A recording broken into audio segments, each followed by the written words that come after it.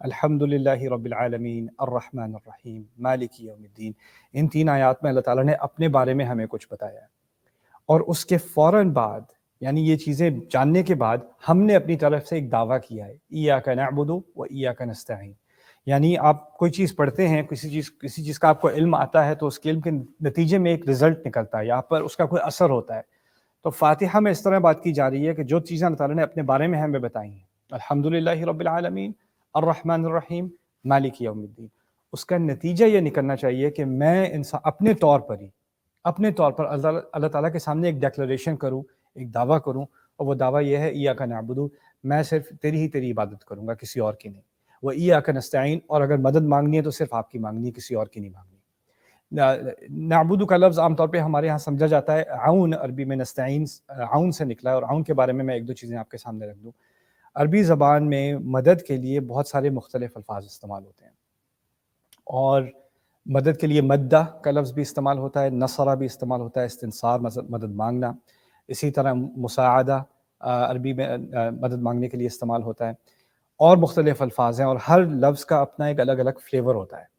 تو اعانہ مدد کرنا، استعانہ مدد مانگنا، عون عربی میں مدد کو بھی کہتے ہیں، لیکن ایک خاص قسم کی مدد، اس کو مثال کے ذریعے سے سمجھ لیں۔ اگر میں کہیں گاڑی چلا رہا ہوں اور میری گاڑی کا ٹائر فلیٹ ہو گیا، ٹھیک ہے، ہوا نکل گئی اس کی، اور میں اپنا پیچھے سے ڈگی میں سے میں اسپیئر نکال کے میں اس کا ٹائر چینج کرنے کی کوشش کر رہا ہوں، اور گاڑی کا ٹائر جو ہے وہ چینج نہیں ہو رہا مجھ سے، یعنی میں جیکس کے ذریعے گاڑی کو اٹھانا چاہ رہا ہوں، لیکن وہ اٹھ نہیں رہی، میرے میں اتنی طاقت نہیں ہے، تھوڑا بہت میں اٹھا سکا، اس کے بعد میں رک گیا، مجھ سے نہیں ہو سکا۔ اب میں جتنا کر سکتا تھا میں نے کیا، اس کے بعد جا کے میں نے کسی سے مدد مانگی کہ بھائی آپ ذرا میری مدد کر دیں گے، مجھ سے اٹھایا نہیں جا رہا، تو اس نے جب آ کے میری مدد کی، اس نے میری اعانہ، اس کو عربی میں اعانہ کہتے ہیں، اعانت کی، اس نے میری مدد کی۔ مدد ایسی جس میں آپ نے پہلے اپنا حصہ پورا کر لیا، آپ نے اپنی پوری کوشش لگا دی، اس کے بعد آپ کی پوری کوشش کے باوجود آپ کام نہ کر سکے، اب وہ جو فائنل ٹچ ہے وہ کہیں باہر سے آئے گا، اس کو اعانہ یا اس قسم کی مدد کو مانگنا استعانہ ہوتا ہے۔ اگر میری گاڑی کا ٹائر فلیٹ ہو جاتا اور میں جا کے کونے گاڑی میں بیٹھا رہتا، کوئی باہر سے گزر رہا ہو، کھڑکی نیچے کر کے میں کہوں اے بھائی ذرا میرا ٹائر چینج کر دے گا یار، بڑا شکریہ تیرا، میں یہاں بیٹھا ہوں کیونکہ اے سی ذرا گرمی بہت ہے باہر، تو میں یہاں اندر بیٹھا ہوں، آپ ٹائر چینج کر دیں، اس کو استعانہ نہیں کہتے، کیونکہ آپ نے اپنی طرف سے کوئی کنٹریبیوشن نہیں کی۔ جب ہم نے ایاک نعبد و ایاک نستعین کے الفاظ استعمال کیے ہیں، تو اس میں ہم نے اس بات کا دعویٰ کیا ہے کہ اللہ تعالیٰ کی جو عبادت ہے نا، وہ اصل میں ہم اپنے طور پہ جتنی کر سکتے ہیں کریں،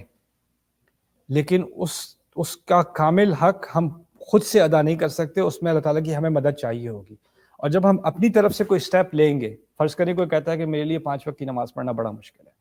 صبح اٹھا ہی نہیں جاتا مجھ سے، میں رات کو بزی ہوتا ہوں، بہت تھک جاتا ہوں، میں سو جاتا ہوں، تو وہ پڑھتا ہی نہیں نماز۔ لیکن کسی نے الارم لگایا، کسی نے جلدی سونا شروع کر دیا، کسی نے اپنا کیا نام ہے ٹی وی وغیرہ دیکھنا کم کر دیا، یا نیٹ فلکس وغیرہ دیکھنا، جو بھی دیکھ رہا ہے ٹی وی پہ اس نے وہ کم کر دی، عادت اپنی انٹرٹینمنٹ کی عادت کم کر دی، رات کو دیر تک جاگنا کم کر دیا، اس نے اپنی طرف سے کچھ کوشش کی، ٹھیک ہے، اور اس کے بعد وہ اسٹرگل کر رہا ہے، اس کو فجر شروع ہونے سے 5 منٹ پہلے اس کی آنکھ کھلتی ہے، لیکن اس نے کوشش کی ہے کم از کم نا۔